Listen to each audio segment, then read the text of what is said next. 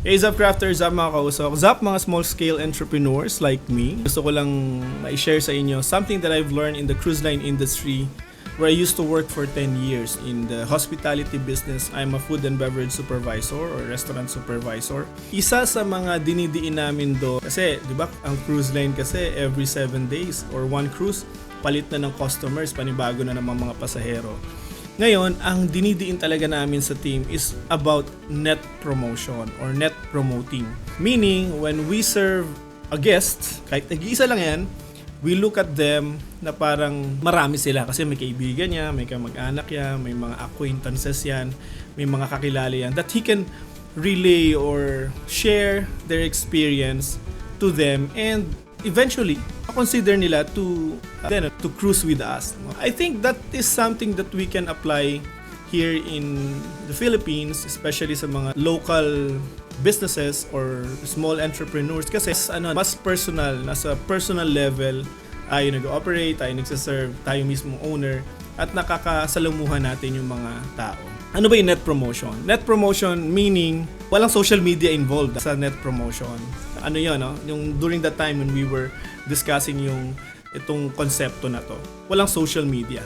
Ang target nitong net promoting is direct to people or direct to customer experience. Kasi 'di ba parang tayong mga negosyante or mga entrepreneurs, we are so obsessed in building our brand through social media. Yung mga gusto natin, malaking likes natin, dumami yung followers natin, and hoping that eventually it will lead to sales or yung visibility natin sa social media will eventually encourage them to visit our place. Pero minsan nakaka-disappoint or frustrate dahil nga isa talagang wala talagang nagpupunta.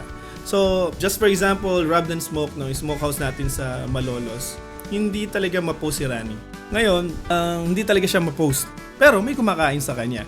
Well, ang sinabi ko lang sa team at madalas kong ini-stress sa kanila or sinasabi sa kanila, magbigay tayo ng pinaka-best service and let's do our best to build rapport and to connect to customers and guests hanggat maaari. Kung kaya nating matandaan yung pangalan, pagka yan pumunta na ng 2 or 3 times at namumukaan mo na, kailangan by that time alam mo na yung pangalan ng tao. Nakausap mo na siya, nalaman mo na yung pangalan. Well, naka-build ka na ng connection with them.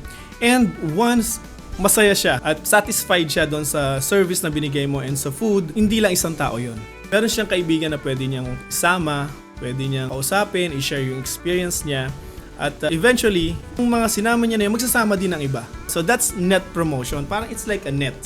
It's a network na isang tao na pwedeng when you're building the brand, unti-unti din lumalaki yung market mo because of that person na sineshare ka sa iba on a personal level. Hindi lang basta sa social media. Yan. So, I think yan lang. Gusto ko sa inyong i-share sa inyo yung konsepto na yon na pag merong isa na pumasok, let's give our best. Alam niyo kung bakit? Kasi, for example, if you're able to build a connection na and relationship doon sa mga regular customers mo. We all have bad days, di ba? Nagkakamali tayo, minsan may mga sablay. You know what? They can let it go. Pwede nilang palampasin yon. Kasi meron ka nang na-build na relationship and rapport sa kanila at naiintindihan kanila. Unlike pagka sobrang cold ka, paulit-ulit na sila nagpupunta pero hindi ka engaging, hindi ka parang laging bago, parang first time lang kumain, walang somehow, you fail to make them feel special.